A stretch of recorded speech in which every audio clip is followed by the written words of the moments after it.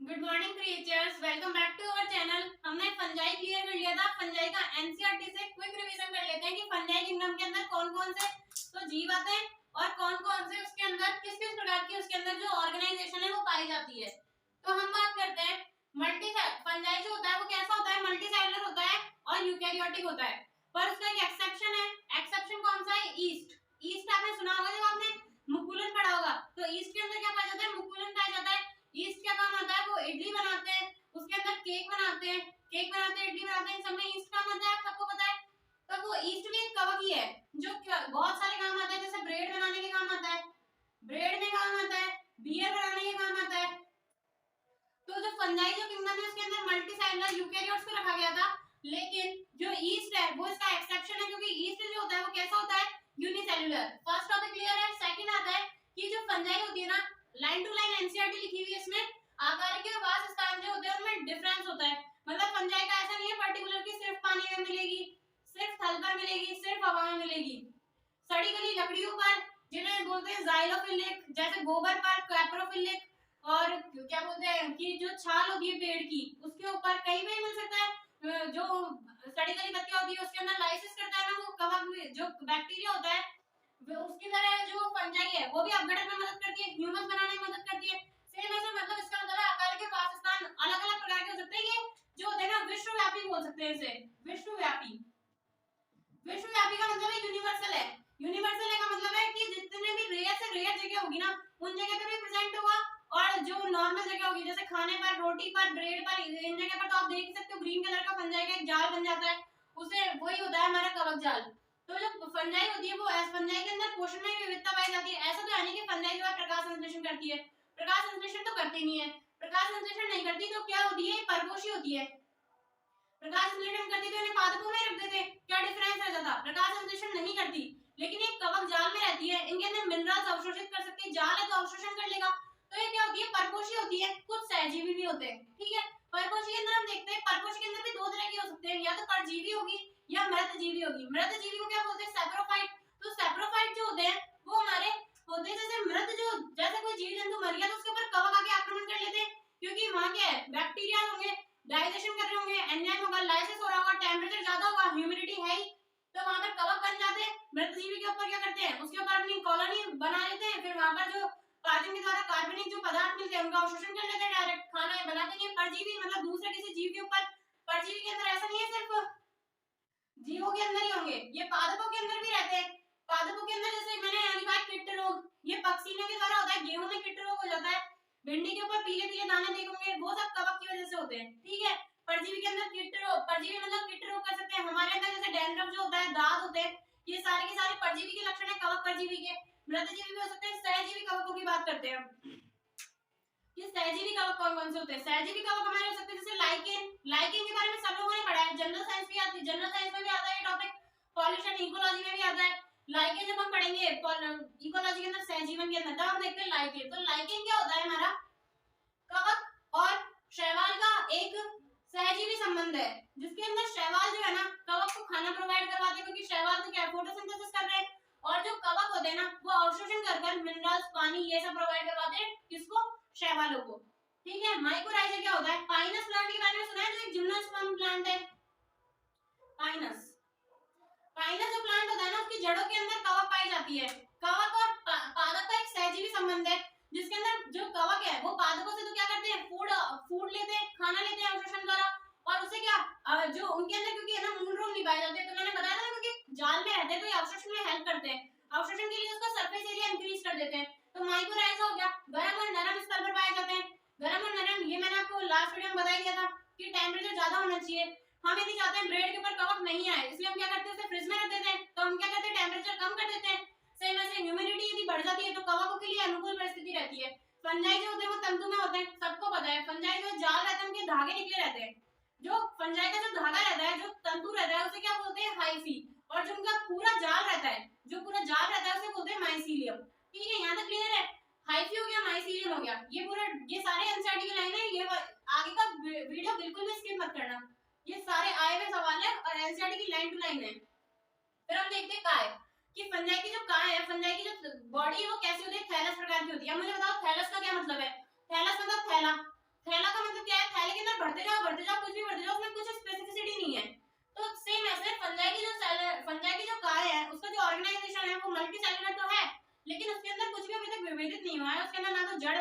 क्या बनेगा, तने बने। तो थैलस एपिपेटिक का है, जो फंजाई होते हैं ना वो n प्रकार की होती है। जो कोशिकाएं होंगी ना फंजाई के अंदर मल्टीसेलुलर है, तो जो सेल्स होंगी वो किस प्रकार की होती है, n प्रकार की। फंजाई की सेल वॉल किसकी बनी रहती है, काइटिन की। काइटिन किसका, वो है पॉलीमर NAG का, ध्यान रखना। जब हम बात करेंगे फंजाई के क्लासिफिकेशन में, क्लास आती है ओमाइसीडीज।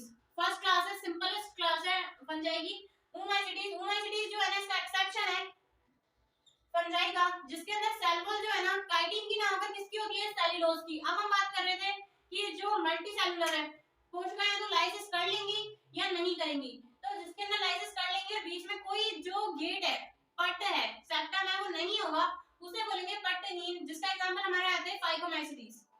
अब यदि कोशिका इन्वॉल्व हो गई और उनके अंदर पट्टी नहीं है तो बहुकेंद्रक की हो जाएंगी, क्योंकि बहुत सारे केंद्रक है, पट गायब हो गए तो एक संपूर्ण कोशिका द्रव्य के अंदर क्या प्रेजेंट रहेगा, केंद्रक। बहुत सारे केंद्रक बहुकेंद्रक की होता है, फाइकोमाइसीडीज वर्ग एग्जांपल है। उसके बाद आता है कि जिनके अंदर पट या सेप्टम प्रेजेंट है।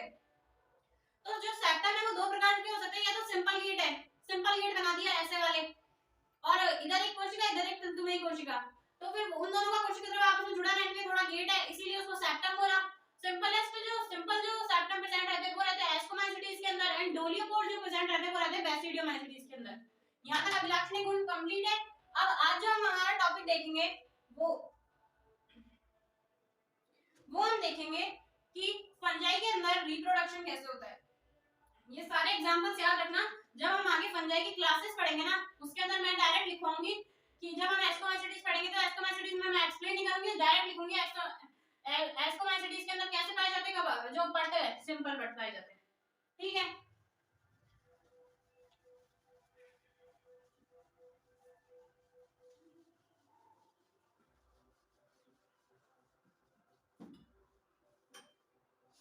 अब हमारा जो टॉपिक है, नेक्स्ट टॉपिक फंजाई के लक्षणों का, वो है रिप्रोडक्शन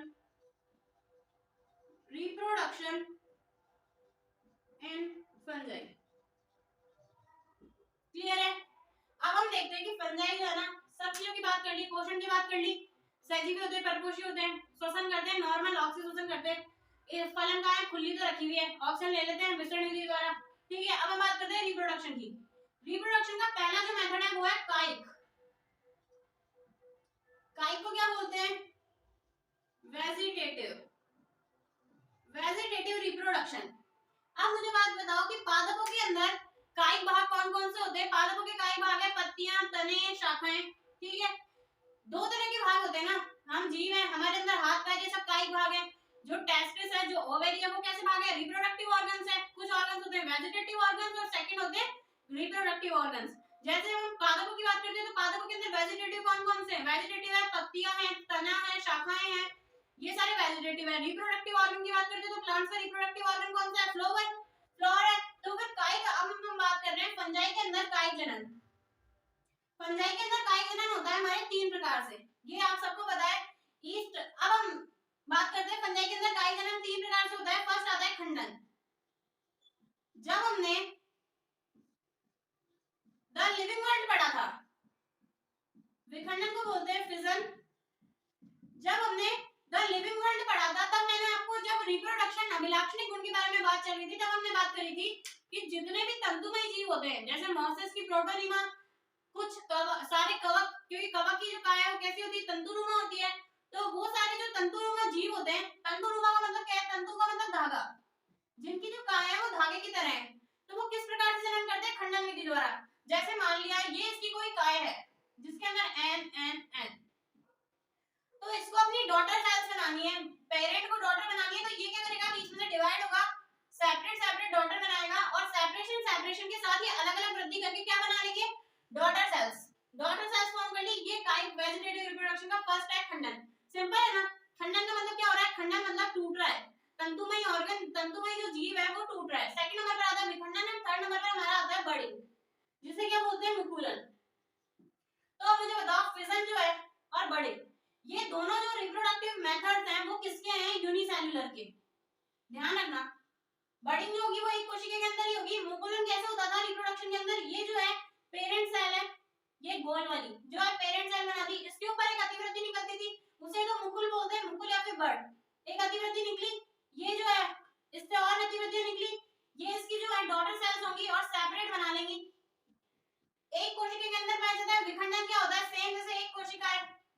जिसके अंदर एक केंद्रक प्रेजेंट है। विखंडन का मतलब है यहाँ खांच बनेगी और इससे सेम दो कोशिकाएं बन जाएंगी। ठीक है, ये होता है फिजन मेथड और ये होता है बड़े। दोनों की दोनों जो मेथड्स है वो किसके अंदर प्रेजेंट रहते हैं? यूनिसेल्युलर जीव के अंदर। फंजाई का यूनिसेल्युलर एग्जांपल कौन सा है? ईस्ट। ध्यान रखना, ईस्ट के अंदर फिजन भी पाया जाता है और ईस्ट के अंदर बड़ी भी पाई जाती है। ठीक है, अब हम देखते हैं वेजिटेटिव रिप्रोडक्शन मेथड। समझ में आ गया फंजाई के अंदर कौन कौन से हो सकते हैं? या तो तंतु टूट के खंडन कर लेगा, ये जो एक कोशिका उनके अंदर या तो बड़ी पाई जाएगी या फिजन पाया जाएगा। अब हमारा सेकंड मेथड आता है फर्स्ट वेजिटेटिव कंप्लीट, सेकंड हमारा आता है अलैंगिक एसेक्सुअल। एसेक्सुअल रिप्रोडक्शन मेथड कौन कौन से हो सकते हैं? तो जब हम बात कर रहे थे कि कवकों की जो काय है वो थैलस प्रकार की होती है, तो थैलस प्रकार की काय को ना फलन काय भी बोलते हैं, ध्यान रखना। अब हम बात करते हैं सेकंड हमारा जो टॉपिक आता है वो आता है एसेक्सुअल रिप्रोडक्शन। एसेक्सुअल रिप्रोडक्शन कैसे होता है? तो फंजाई के अंदर एसेक्सुअल रिप्रोडक्शन, फंजाई का एक महत्वपूर्ण लक्षण क्या है? बीजाणु का निर्माण। ठीक है, बीजाणु निर्माण होता है ना फंजाई के अंदर। यही तो जब हमारे दिमाग में फंजाई आता है तो हम क्या सोचते हैं? इसके अंदर या तो बीजाणु बन रहे होंगे या इनके अंदर फलन होंगे या इनकी काय कैसी होगी? थैलस प्रकार की होगी। एसेक्सुअल रिप्रोडक्शन किस तरीके से हो सकता है? ये एसेक्सुअल होता है स्पोर निर्माण द्वारा। ये स्पोर जो है ना दो तरह के हो सकते हैं, जलधानी बीजाणु, जलधानी बीजाणु। ठीक है, जलधानी बीजाणु जिसे बोलते हैं प्लेनोस्पोर। एंड सेकंड हमारा जो आता है वो आता है कॉनिडिया एंड थर्ड आता है ओइडिया। अब हम इनकी बात करते हैं। एसेक्सुअल रिप्रोडक्शन का मतलब है कि जो कवक की जो काय है ना उसके ऊपर से उसकी जो कोई संरचना है जिसके ऊपर से बीजाणु का निर्माण हो रहा है। जैसे हम बात करते हैं ये हमने बना ली फलन काय। कवक तंतु जो होगा उसका एक सिरा मोटा हो जाएगा जिसे बोलेंगे क्या? बीजाणुधानी। बीजाणुधानी, ये तो नाम से पता चल रहा है बीजाणुधानी का मतलब क्या रख रही है अपने अंदर? बीजाणु को रख रही है। तो बीजाणुधानी के अंदर जो है ना स्पोर बन जाते हैं। ये स्पोर कैसे बनेंगे? समसूत्री विभाजन से बनेंगे। अर्धसूत्री थोड़ी होगा इनके अंदर, अर्धसूत्री हो जाएगा तो सेक्सुअल रिप्रोडक्शन हो जाएगा। तो ये जो बीजाणु बनेंगे वो कैसे बनेंगे? समसूत्री विभाजन द्वारा। ये बीजाणुधानी है, ये जो स्पोरोफोर है। स्पोरोफोर मतलब कि बीजाणुधानी दर, जो बीजाणुधानी को अपने ऊपर रख रहा है वो होता है स्पोरोफोर। जिसके अंदर बीजाणु रहते हैं वो होती है बीजाणुधानी। ये बीजाणुधानी के अंदर बन रहे हैं ना स्पोर, तो इन्हें क्या बोलेंगे? एंडोस्पोर। नाम से पता चल रहा है ना चीजों का। निमोनिक टेक्निक है कि नाम के अंदर डीप में चले जाओ आप। एंडोस्पोर, एंडो मतलब अंदर, स्पोर मतलब बीजाणु। वे बीजाणु जो अंदर बनते हैं, धानी के अंदर बनते हैं, किसी चीज के अंदर बनेंगे तो ये होते हैं एंडोस्पोर। चलधानी बीजाणु का मतलब है कि इनके अंदर जो है चलने वाले मतलब फ्लैजेला युक्त बीजाणु पाए जाते हैं। ठीक है, एक तो तरीका ये हो गया कि चलधानी बीजाणु पाए जाएंगे। दूसरा हम देखते हैं कॉनिडिया, कि कॉनिडिया क्या होता है। तो कॉनिडिया हमारा होता है, कॉनिडिया जो होता है ना वो इस प्रकार का होता है। यहाँ पर ये कॉनिडियोफोर होगा, कॉनिडियोफोर। कॉनिडियोफोर का मतलब है जो कि कॉनिडिया को अपने ऊपर धारण करता है वो होता है कॉनिडियोफोर। कॉनिडियोफोर के अंदर कॉनिडिया बीजाणु बनता है, वही सेम समसूत्री विभाजन द्वारा। ये दोनों की दोनों अनुकूल परिस्थितियों में बन रहे हैं। अनुकूल परिस्थितियों की बात करते हैं, जब हम बात कर रहे थे कि जो अनुकूल परिस्थिति होती है उस टाइम पर स्पोर को, बीजाणु को, अब ऐसा तो है नहीं आग वाग में से गुजरना है, टेंपरेचर हाई है, नॉर्मल आइडियल कंडीशन है, तो इन दोनों जो बीजाणु है, कॉनिडिया जो है, प्लेनोस्पोर जो है, उन दोनों की कोशिका भित्ति कैसी होगी? पतली होगी। इन्हें ज्यादा तो वो करना नहीं है चीजों को फेस। तो कॉनिडिया जो होते हैं वो हमारे प्रेजेंट रहते हैं बैसिडियोमाइसीडीज के अंदर। मोस्टली बैसिडियो और एस्को दोनों में रहते हैं, मोस्टली एस्को ध्यान रखना। और जो ऑइडिया होते हैं वो होते हैं बैसिडियोमाइसीडीज। तो इसके अंदर से सवाल कैसे आता है ये बात करते हैं। इसके अंदर सवाल ऐसे पूछेगा कि कौन सा अलैंगिक बीजाणु है? फंजाई का अलैंगिक बीजाणु कौन सा है? जब हम अभी सेक्सुअल रिप्रोडक्शन पढ़ेंगे तो हम उसके अंदर पढ़ेंगे oospore, ascospore एंड बैसिडियोस्पोर।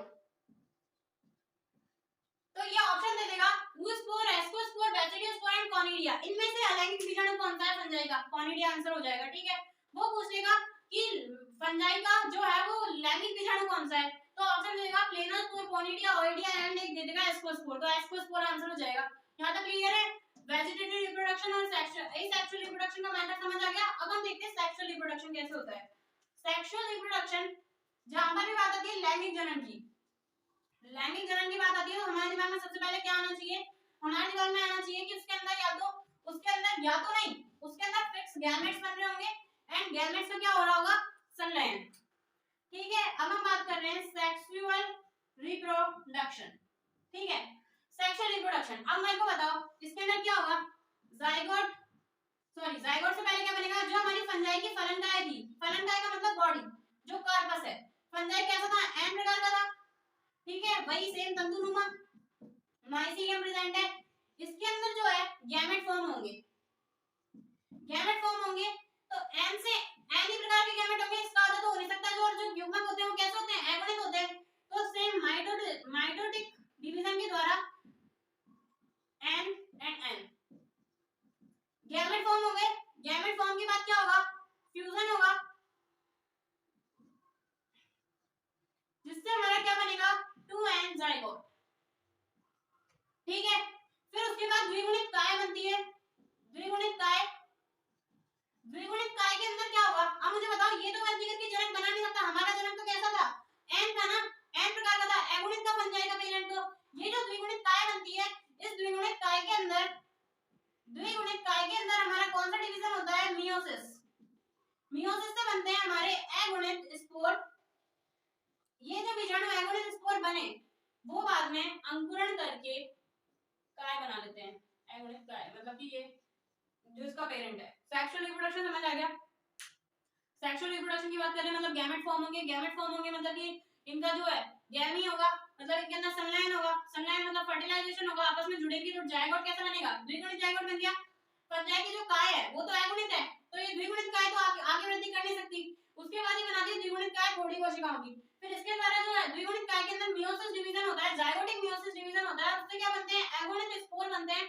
और ये एगोनित स्पोर बाद में अंकुरण करके क्या बना लेते हैं, फंजाई की वो काय बना लेते हैं। ये काय फिर से क्या बनाती है, सेम प्रोसेस होता है, सभी फंजाई के अंदर पाया जाता है लैंगिक जनन, ड्यूटेरोमाइसीटीज को छोड़कर। इस वजह से ड्यूटेरोमाइसीटीज को क्या बोलते हैं, फंजाई इम्परफेक्ट टाइप, मतलब जो फंजाई के कैरेक्टरिस्टिक्स हैं उनके अंदर परफेक्ट नहीं बैठ पा रहा, इसलिए ड्यूटेरोमाइसीटीज का नाम होता है फंजाई इम्परफेक्ट टाइप।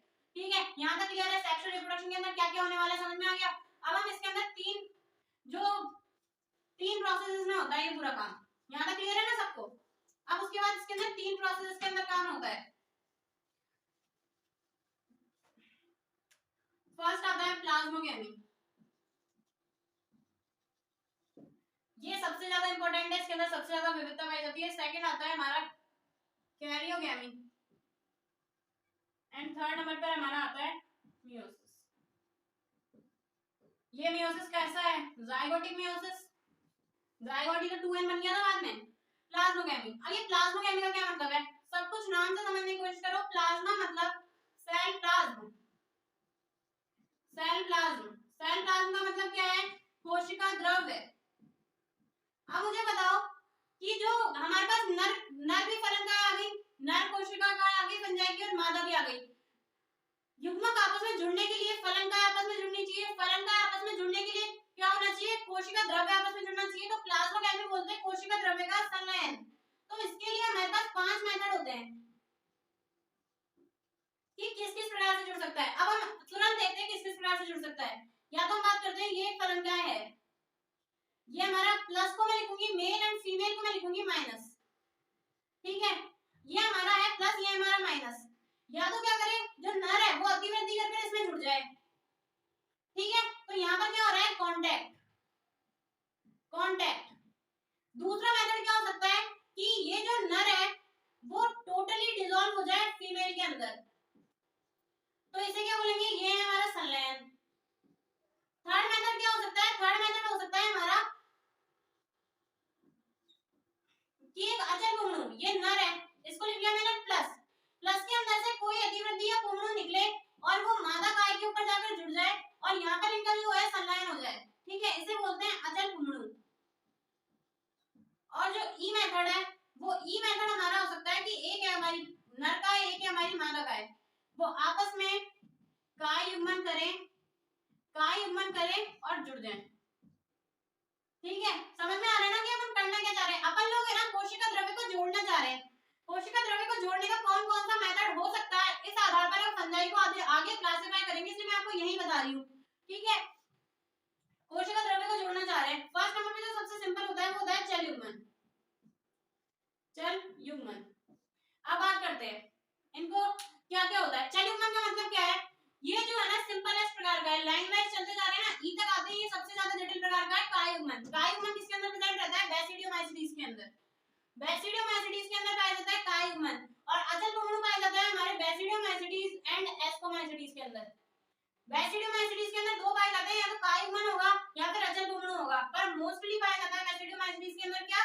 कायुग्मन। अब हम बात करते हैं संलयन। संलयन हमारा पाया जाता है किसके अंदर? जाइगोमाइसीटीज के अंदर, और कांटेक्ट पाया जाता है oomaइसीटीज के अंदर, और चल युग्मन भी oomaइसीटीज के अंदर पाया जाता है। समझ में आ गया ना मैं क्या कहना चाह रही हूँ? प्लाज्मोकेमी मतलब कोशिका द्रव्य का संलयन हो रहा है। कोशिका द्रव्य का संलयन 5 तरीकों से किया जा सकता है, या तो एक नर काय के अंदर कोई गतिशील या फ्लैजेला युक्त स्पोर निकले जो मादा तक आकर संलयन हो, तो ये चल युग्मन है, तो समयुग्मन हो सकता है, या तो दोनों चलो या दोनों अचल हो, असम हो सकता है दोनों अचल हो दोनों चलो, ठीक है, मतलब एक चल एक अचल, एक चल और दूसरा चल और अचल। तीसरा हो सकता है विषम युग्मन, इसका मतलब कि मादा जो है वो अचल होगी, नर जो है वो चल होगा। चल युग्मन किसके अंदर पाया जाता है? जाइगोमाइसीटीज वर्ग के अंदर पाया जाता है। फिर हम बात करते हैं गैमेटिकल कांटेक्ट। कांटेक्ट का मतलब नर जो है ना वो अतिवृद्धि कर रहा है, नर ही अतिवृद्धि क्यों करता है, इसको याद करने का मेथड है, जब हम पादपों के अंदर वो पढ़ते हैं जनन, तो उसके अंदर क्या है? परागनली कौन बनाता है? परागनली नर युग्मन भी तो बनाता है। सेम ऐसे इसके अंदर भी नर जो है अतिवृद्धि बनाएगा, दोनों के केंद्रक आपस में मिल जाएंगे, ये जो नर केंद्रक है वो मादा के अंदर चला जाएगा, और यहाँ से क्या बनेगा? हमारी द्विकेंद्रक की अवस्था बनेगी, ठीक है। गैमेटिकल कांटेक्ट सेकंड मेथड है। थर्ड मेथड हमारा आता है गैमेटिकल संलयन, कि जो हमारा प्लस एंड माइनस है उसकी जो कोशिका द्रव्य है वो आपस में संलयित हो जाए, और ये जो केंद्रक है जो इसकी झिल्ली है वो संलयन हो जाए, केंद्रक जो है पास-पास आ जाएंगे, संलयन मेथड। सेकंड आता है अचल पुंगड़ू।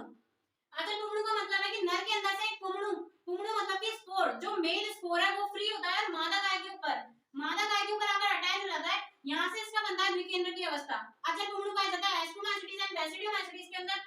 सबसे इंपॉर्टेंट जो है बेसिडियोमाइसीटीज के अंदर पाया जाता है हमारा कायुग्मन। कायुग्मन का मतलब है जो इसको बोलते हैं सोमेटोगेमी। सोमेटोगेमी।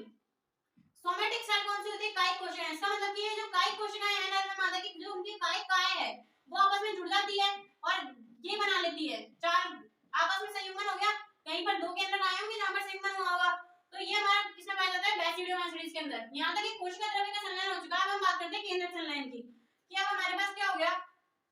अब हमारे पास आ गए दो केंद्रक। तो ध्यान रखना कुछ जो प्रकार के फंजाई हैं जिनके अंदर तो क्या है तुरंत है ना ये 2n में कन्वर्ट हो जाता है, क्योंकि क्या है n प्रकार के तुरंत कन्वर्ट हो जाता है, कुछ जैसे एस्कोमाइसीटीज एंड बेसिडियोमाइसीटीज के अंदर, इसके अंदर द्विकेंद्र की अवस्था पाई जाती है। ध्यान रखना इसको क्या बोलते हैं? द्विकेंद्र की अवस्था। ये द्विकेंद्र की अवस्था जो होती है ना उसको फंजाई की सेकेंडरी स्ट्रक्चर भी कहते हैं, क्योंकि जब फंजाई के अंदर जनन प्रेजेंट रहता है ना और द्विकेंद्र की अवस्था रहती है, मतलब उसके कोशिका द्रव्य के अंदर दो केंद्रक पाए जाते हैं, इस कंडीशन को अपन अपनी आंखों से देख सकते हैं, इसलिए इसको बोलते हैं सेकेंडरी स्ट्रक्चर। सेकेंडरी स्ट्रक्चर या फिर रिप्रोडक्टिव स्ट्रक्चर, ठीक है। इसके बाद हमारा क्या बनेगा? ये ऐसा नहीं है कि हमेशा द्विकेंद्र की अवस्था में रहता है, थोड़े टाइम द्विकेंद्र की अवस्था में रहती है पर इसकी स्ट्रक्चर तो बेसिडियोमाइसीटीज के अंदर ज्यादा टाइम तक रहती है, एस्कोमाइसीटीज के अंदर तुलनात्मक रूप से कम टाइम तक रहती है, जबकि oomaइसीटीज एंड जाइगोमाइसीटीज जो है उनके अंदर तुरंत 2n में कन्वर्ट हो जाता है, ठीक है, इसलिए उनको बोलते हैं oospore एंड जाइगोस्पोर। तो हमारा ये द्विकेंद्र की अवस्था समझ में आ गई। उसके बाद हम बात करते हैं मियोसिस की। 2n बन गया, 2n से क्या करेगा वो? जाइगोटिक मियोसिस करेगा, जाइगोटिक मियोसिस करेगा एंड स्पोर बना लेगा, एगोनिक स्पोर जो है वो अंकुरण करके क्या बना लेगा? फंजाई के फलन का है। यहां तक फंजाई का रिप्रोडक्शन खत्म हो गया।